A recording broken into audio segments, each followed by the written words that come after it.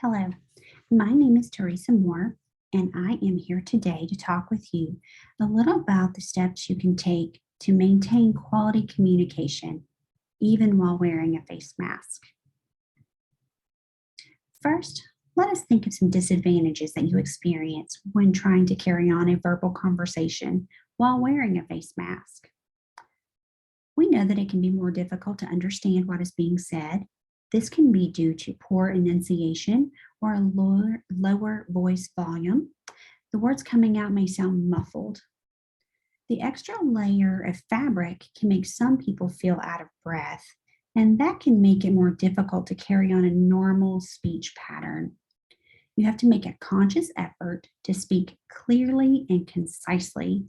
You also no longer can rely on those nonverbal facial cues that are within the lower face, meaning your nose, your lips, and your mouth. So while we know that there's definite challenges to communication during this time of pandemic, we have found our own ways to overcome some of these challenges. I want to share a few tips with you about more effective communication that maybe you haven't thought of yet. This one is going to sound weird until you think about it a little more. Clear face mask. Avoid using a clear face mask whenever possible. I know that this sounds counterproductive, but for some people, the clear mask is unexpected and can be unsettling. And then also, the clear face mask have a tendency to fog up while you're speaking, and therefore it kind of just kills the purpose. Next, let's move on to practicing with your mask voice. We all have different voices we use for different things. I have my mom voice, I have my librarian voice, different voices that we use. And so we need to practice using our mask voice. Make a conscious effort to pause while you're speaking. This lets your listener have a chance to jump in and make a comment or perhaps respond to something that you've been saying. We also need to accentuate the key points and phrases. Avoid using monotone. And remember, your tone is very, very important. People will respond differently to the exact same question asked, depending upon your tone. Next, we need to speak up. Speak up louder than your normal voice, but be careful to not shout. We don't want to shout at the people we're speaking to. And then we want to be expressive. Where appropriate, add in positive emotion to your voice. This can be excitement or awe or gratitude.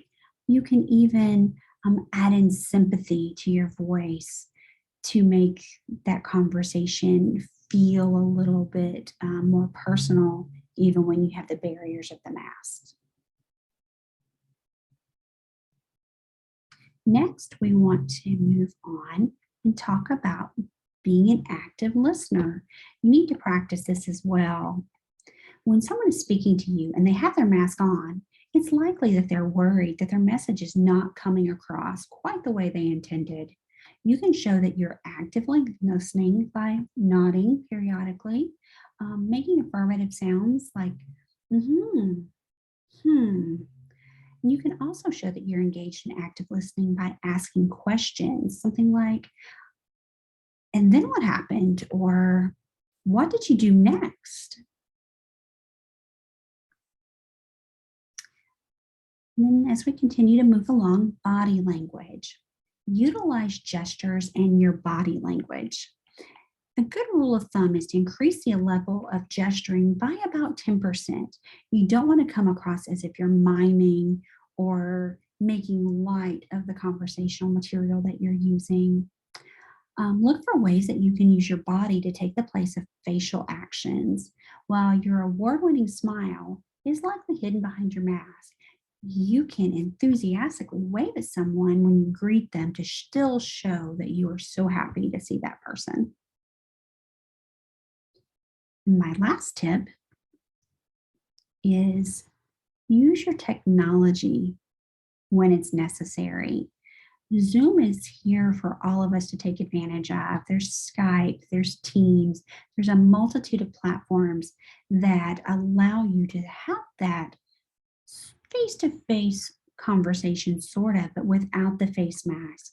If it is going to be a presentation that you're working on and you would rely on being able to share your screen and show slides, use the Zoom, use the technology that is there for you. Thank you for joining me today. I have enjoyed our time together, and I hope that I've added a couple things that you can put in your pandemic toolkit. And these are the sources that I used when preparing this presentation. Thank you. Bye bye.